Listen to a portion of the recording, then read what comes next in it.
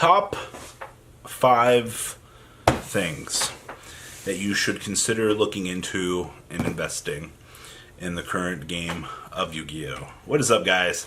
MGO40 here. I wanted to do a nice little rundown of some things that I could see potentially going up in money. Some interesting long-term things. And by long-term, you can't go cash out on Tuesday. Alright, that's not how this works. Let's dig on into another discussion of, shall we?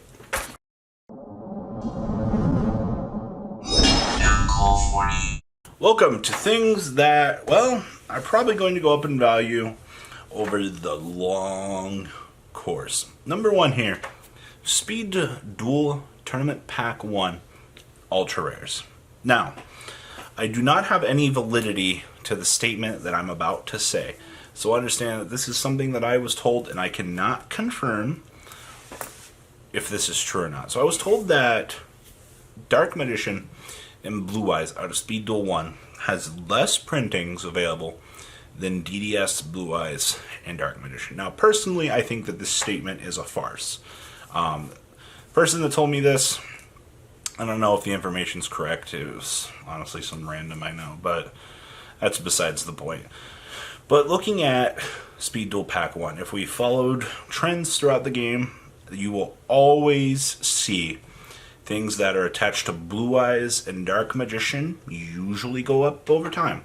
Now, if you can get your hands on some old Speed Duel Pack 1, and granted we're on Speed Duel Pack 2 now, if you're able to get your hands on this set, and you're able to obviously pull a Blue Eyes or a Dark Magician, or if you just saw them for a while, you're going to have a good investment, because over the course of time, this pack is going to rise in value, and you're going to find yourself in the situation 3-4 years down the line that these cards are going to be worth something. Now, should you run out and buy a Dark Magician and a Blue Eyes for the inflated prices that they are right now?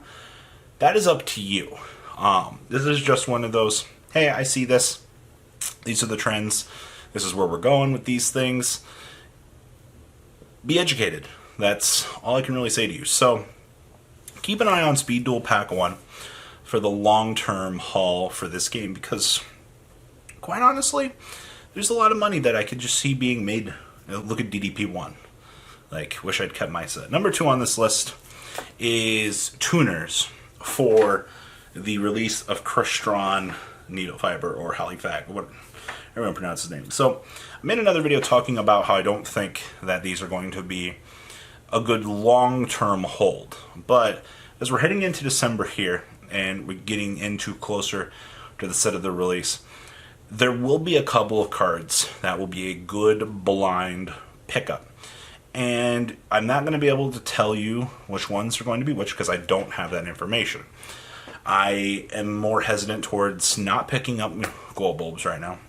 Things like Olion, things like Steam the Cloak, sure, they're like $4 a piece, alright? If you lose money on that, that's fine. I'm not saying go out and spend like $4,000 on this. Actually, I'm not even saying to do that. I'm saying keep an eye on these tuners. Keep an eye on the value that these cards are generating, and the overall, competitive scenes intake on the potential for these cards. Now, don't be shocked if we get reprints of these cards, and you're like, oh, I picked these up. Like, no, reprints happen. It's an inevitable cycle in this game. Like, if we see something like Cyberstein coming off the list, well, there's already a Cyberstein reprint around the block. That's literally what happened verbatim. Like, good example. It's like, hey, Cyberstein came off the list, and it got reprinted. So, yes, it is coming. Yes, people are going to want these tuners. Yes, these tuners are going to see play if they're not hit on a ban list. Yes, this is very far out in advance, but you have to be on your feet. You have to think long term. And if you're not able to think out beyond next Tuesday, for example here, then you're going to just lose. Like, that's how this works. Now, long-term investments 101, Prismatics. Oh, this market is something, unless you're rich, and I mean you are absolutely rich, to be playing. I can already tell you, years down the line, these things are going to go straight up even higher. So, let's talk about the Ghost Rare market here in comparison to the Prismatic market. So, Ghost Rares are this little fantastic thing that are extremely hard to pull. They look great, alright? Absolutely, they look good. You know what Prismatics are? The equivalent to that, but rarer, alright? I think our stated odds were, what, 1 per 25 boxes, and that is ridiculous. I've seen some really bad odds, you know, punishing people for this, but a lot of the market has started to view these Prismatics as this gold mine, and I don't disagree. A lot of the cheaper ones over the long haul will probably start to go up. It's inevitable. Alright, you've got IP Masquerade and Apostla or Appaloosa right now being your two biggest go-to ones because they're currently seeing play in the metagame. Now, if trends tell me anything, I'd expect the backlog to start going up over the next 5 to 7 years, and you will eventually see this crazy influx in value in old Prismatics. Pyro Phoenix is a good one. If you can get your hands on right now, they're very cheap. And granted, Salad is in play right now. I guess they could go down. Storm Dragon's Return, another one of those, but they're literally just the bad Ghost Rares of the block. So, don't be surprised. Prismatic market continues to get crazier because that's what's going to continue to happen. There's no reason why this market shouldn't be as crazy as it is. Now, with that being said, on the Prismatic market, we need to talk about first edition boxes of Chaos Impact and Rira. The two sets that you can actually pick up the ever so elusive copies of the Prismatics. Now, I don't recommend just straight running in here and being like, oh, I should buy every one of those boxes. No. This is going to be one of those 4 to 5 year long-term investments. If you picked up a case and you were like, I didn't want to open it, you put it up for sale, I'd give some consideration to holding it. Yeah, you're going to make probably about the same amount of money as you would standard business. You sell the stuff, you pull your money back out of your case. Probably 4 to 5 years you spend that money, you make about the profit that you'd make holding it. I get it. Both sides win the argument. But the fact that these are the new age, hey, you can pull the lottery card. Hey kids, like, it's like, no ice cream man, I don't want to go on a ride. Like, what is going on here? Like, that's what this feels like. And because the first edition tag will be associated with these much later down the line. Now, I know if John made a comment on a thread on Zodiac, it was like, yeah, go in, do it. And it was like, I sensed the sarcasm there about not thinking that it'll be a worthwhile investment. But I do see potential here for the long run, for the 4 to 5 year mark. Like, it's going to be a rough one if you can hold it that long. Same thing with old Duelist pack boxes. That's free value. Like, legendary Duelist boxes. Especially the ones with Pegasus and the Blue Eye support. That is good money. Who would have guessed?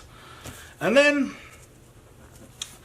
only other real good pickups here is first edition older cards. Now, LOB first edition, if you can hit the holy grail on this, alright? I mean, like, you just went to a garage sale and holy babungas, you hit the lottery.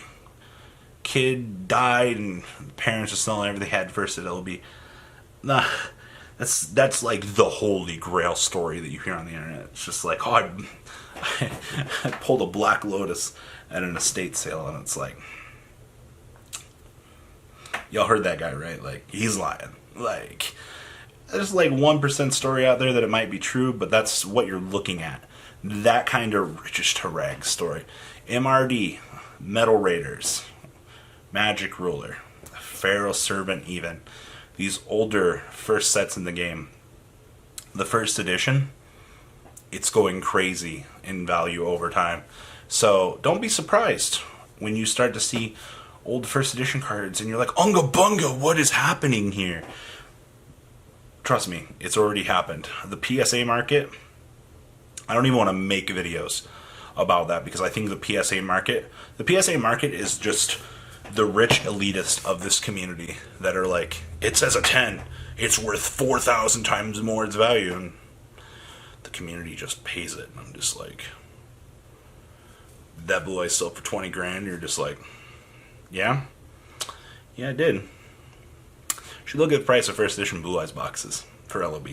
It's disgusting. That's all I got for this video. Please leave a comment down below. Tell me what you guys think, and well, I'm out. Peace. The ride never, well, truly ends. Thank you, patrons. Without you guys, I don't know what I'd be wearing in these videos. I might be a truffle shuffle incident all over again.